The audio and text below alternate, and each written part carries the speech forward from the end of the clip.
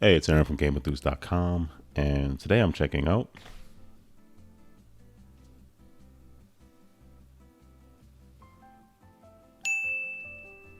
Grove, the 9-card solitaire game, which is the sequel to the award-winning Orchards 9-card solitaire game. So, Grove has been designed by Mark Tuck and is being published by Side Room Games. It is a game with a solo mode, solitaire mode. It says ages 14 and up, and takes about 10-ish minutes to play. I'll let you in a little secret. Despite it saying a 9-card solitaire game, there's actually 18 cards. Think about it. I'm going to open the box here and show you what the game is comprised of.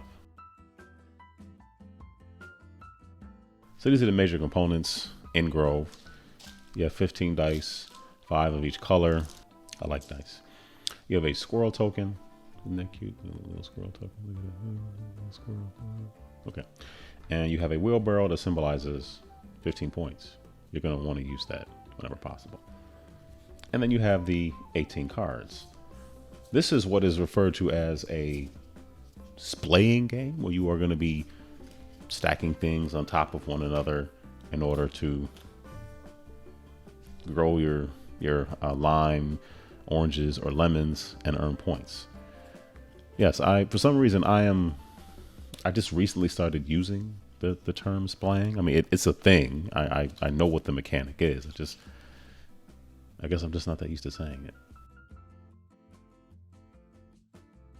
So how the game works is you're going to be splaying these cards, meaning you are going to attempt to place things down on top of each other. So as you see, you have lime and orange, and I want to grow these limes and oranges, so I put that on top. You're splaying. Everybody splays. It's the thing to do. And look at this. This matches up nicely. Look at that. Boom. So you might end up doing something like this, where if you're really incentivized to, I guess, maybe grow limes and oranges, you might put this on top. Now, this isn't called an empty glade, meaning there's nothing there. If there's no dice or no die on top of, if somehow you didn't have a die on here, you could put this over here, but it'll all make sense in a second. So that's the splaying part of the game. And there's also some other scoring you can do with the cards. So various cards have various ways to score points. So this one is play a lemon die on your first turn. It's lemon curd. This is fruit salad. At least 3 dice of the same fruit are on adjacent trees for 6 bonus points. Play a lime die on your first turn. Fruit punch. Lowest scoring fruit before bonuses scores a double ×2. So there's a bunch of different ways to score. I'm not going to read all of them, but it does offer some certain variety. Ooh, fruitcake. What is that one? I don't think I've ever gotten this one. I've had it come out, but I don't think I've ever successfully done. I've come close. I think I was just missing one of the die surrounding a glade orthogonally. Tutti frutti. At least 4 dice of each color are in play. 10 points. That's nice. So I'll just go through a quick game and show you how it plays, because why not? All right, so you take the cards, shuffle them up. Oops. Deal out 9. 6, 7, 8, 9. So these are the 9 cards I'm playing with. Then I would deal out 2 cards for scoring. So fruit punch and fruit salad. Wow. I don't think I've ever gotten both of those at the same time. Interesting. So fruit punches, I said before, lower scoring fruit before bonuses scores double. I didn't mention, once you have your full splay out, the actual pips are your score, in addition to the objectives that you're trying to fulfill to earn even more points. And fruit salad is at least 3 of the same fruit are on adjacent trees. Well, that's going to be a challenge. All right, you start off with, you take the top card to begin with. Oh, I should probably mention what the squirrel and the wheelbarrow are for. If you happen, there's no 1 on here. So when you have one singular fruit on a tree, there is no 1 represented, so you don't need to put a die on it. It starts with 2 and it ends with this basket. The basket essentially means more than 6 because there are 6 pips. If I can show you. There are 6 pips. Once you go past 6, you would put the basket up there, meaning I believe you scored. The basket means more than 6. I think it means 10. If you end up getting more than 10, you would use the wheelbarrow, which means 15. That's the most you can get for one particular spot. I've done it. It's tough, but I've done it. You don't have to really roll the die. You just put it on whatever face you need to at the time. So I have a starting card. I take 2 cards as my hand, and the game begins. And there are certain rules about placement. The squirrel also, let's say I want to do a mismatch. Let's say I had something really advantageous, but it also means that I'll be putting a lemon where, I don't know, a lemon where a lime should go. Then on that space and stacking up as more cards can, I'll have to move the squirrel. The squirrel basically means that the fruit is fallen or whatever. I think thematically maybe it means like the squirrels have gotten to the fruit, they're eating it, but it just means that tree is no longer viable. So no matter what you put, the squirrel always goes on top, which means it can never be covered up. You can never put another card on that spot. I might just contradict myself. The squirrel means you can't stack anything here. So if I did a mismatch like this, I'd have to put the squirrel there, and I could never cover up this particular space. I can cover other, trees here, just not this space. So that's what the squirrel does. All right. So the lowest scoring fruit, I'm not really working towards that. I'm more working towards the fruit salad. This is sort of like I kind of want to be evenly distributed. I want to make sure that there's good representation of all the different trees and fruits because I'm going to be able to double that score, which is kind of nice. So what I'm going to do here. I'm used to getting the ones where I'm trying to use all 5 of a color or stuff like that. So this is new where I'm trying to get things that are adjacent to each other. It's going to be interesting. I'm not sure how I'm going to pull that off, but here we go. Okay, there we go. So if I do this, then I'm going to have 2 oranges next to each other. Okay, that could work. I'm not sure how that works another way, but let's go for it. So what this means is I'm covering this up with this. This becomes 3. This is just one, a tree covering up a glade. I can do that. This becomes 3. So I have 3 oranges, 3 limes. So just take a die and I'm going to go over to 3. 3 oranges, 3 limes. And then I draw another card. And the game continues that way. You might be asking yourself, why am I not putting 2s here? I believe you only put die on when you stack something else on top. So if I add, even though there is a 2 here, the 2 is more for when you have 1 and 1 equaling 2, not just when a 2 happens to come out. Although I guess if I stack this, then that would probably suffice for having 2 because I'm stacking. Hope I'm doing that right. Okay, if I put this here, then 3 green, 3 yellow. Okay. Draw another card. I'd like to get one of these things a little higher. Okay, so then let's say I do this. And then I have 3 lemons. And now I have 3 lemons next to each other. So I don't even need to worry about the oranges at this point. That could work. So I just need something here. So basically I could do this and then go 3 lemons, 5 oranges. So I change this to a 5 and then I get 3 lemons here. And I've done it. Look at that. Okay. So if I did this one, if I put this whole thing down here, this goes to 6. This goes to 3. This is a mismatch. Boo.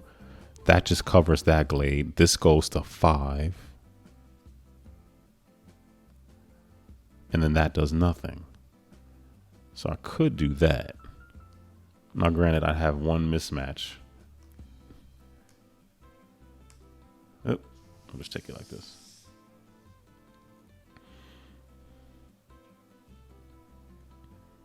Oh, crap. That goes to 5. That goes to 6. That's mismatched. And that's nothing at all. So then I take this. Oh, crap. I can't do that either. Because if I put this, I can't move. Oh, boy. Man. Oh, wait a minute. Okay. I can pull off something here. I can't put a card on, the squirrel. I can't put anything on top of the squirrel. What I can do is I could move this to, now this is at 10. This will be at 4. Okay, so if a glade overlaps a place with a tree, you just put the thing back on it. So it's still yellow. So there you go. So now I got this up to, I got that up nice and high. And I'm playing my last card. So what this means is, I can't put this here because even though the bottom row could do it, orange, orange, lemon, lemon, and then just the glade. Green, green. I can't get this over there. That sucks. And 10 is better than nothing. It's not horrible, but I wanted more. That's not how life works all the time, though. Let's see what I can pull off here. Look at that, 3 greens all together. Who knew? All right.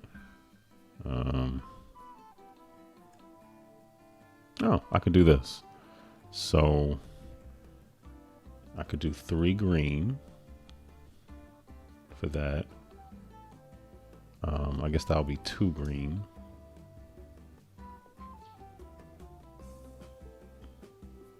For that. There's nothing on this one. And then, I don't have any more yellow dice, excuse me. So, all right, there we go. I did not use all of the dice. I did not get a chance to use this, unfortunately, but here we go. So, I count up my score, and then I add the bonuses here. So, let's see, I'll start from here. So we got 5, 9, 9 plus 6 is 15, 15 plus 10 is 25, plus 3 is 28, minus 1 because of the squirrel, 27, 27 plus 6 is 33, and then 33 plus 8 is 41. So I get 6 points because I did get the 3 things adjacent. That's 41 plus 6 is 47. And then my lowest scoring fruit. What is my lowest scoring? So right now I'm at 47. What's the lowest scoring? This is 14. This is 9, 11, plus 4, it's 15. So I think my lowest scoring is 8 plus 5, 13. So I think 13 is my lowest scoring fruit for green. So 13 times 2 is 26 plus 47. That's not bad. I hope I did that right. I don't know. So 47 plus 26 is 73, which seems like a lot. I don't think I've ever scored 73 before. And you take a look at the actual scoring chart. If you score 60 or more, I mean, you're simply the zest. You're simply the zest. Okay, I shouldn't have sung it. But normally my scores are more in the juiced enough, the 45 to 54-ish range, which is fabulous. Okay, so 73 seems like a lot. I don't know if I did that right. Let me recount it just to make sure. So the pip values total are 41, minus 1 because I lose 1 for every die adjacent to the squirrel. So it would be 42. I lost 1 because of that, so it's 41. I get 6 points for having 3 of the same color trees adjacent to each other. So plus 6, that's 47. My lowest scoring fruit is green. This is 14.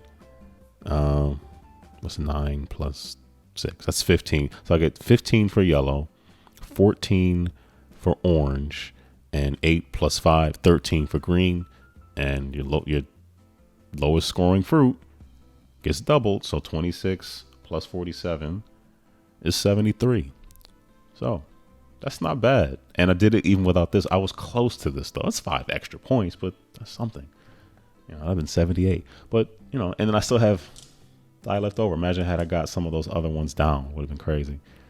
Had I put stuff maybe on these, I would have. Although, wait a minute. I don't know. Oh, I don't have anything else. I couldn't put another yellow die on that for 2 because I don't have any more yellow dice. So I know that was a much longer experience than the 10 minutes that the box says. It usually does say 10 minutes. I'm playing this, I'm recording it, I'm talking, explaining stuff to the best of my ability. So that makes a difference. So normally when you play, I'd say about 10 minutes is a pretty good estimate. So that is Grove, the 9-card solitaire game. I really enjoyed this game. I found it to be really fun. I like the amount of variety that the different bonus scoring cards offers you. There's a lot. I mean, there's 18 different bonus ways to score. You just choose 2, I mean, I guess you could experiment and maybe choose more. I don't know. And it also specifies on the box, there are multiplayer rules included in the rule book, but it does require every person to have their own full set of the game. So I'm assuming you would, in a multiplayer game, you would pick the exact same number because every card has a number on it. Like you can see 17, 18, 3, 15. You'd pick the exact same cards and then pick the exact same bonuses and see who scores best.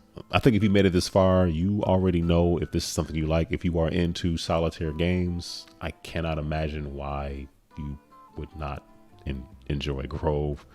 It's pretty small box and doesn't take up a whole lot of space. So that's Grove. So I like it quite a bit. And I recommend if you're into this stuff that you support it. Anyway, that's going to do it for me. Thank you for watching. Hope you enjoyed the video. Subscribe, like, all those good things. Share, all that kind of stuff. And most importantly, take care, stay safe, and be blessed.